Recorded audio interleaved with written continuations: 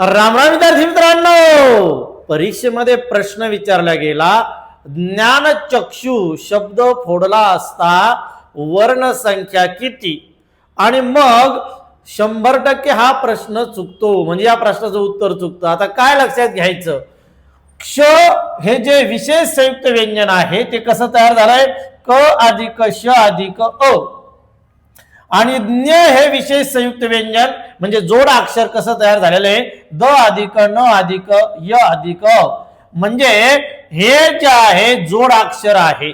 मग याची फोड करताना आता ज्ञान चक्षु, मग फोडायचं कसं, द अधिक न अधिक य अधिक आ, हे झालं ज्ञा.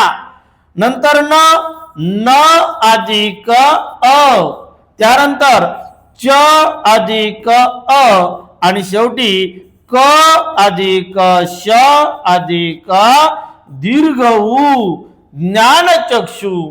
आणि मग वर्ण संख्या हे 4 आणि हे 2, 6 आणि 2 8 आणि 3 11.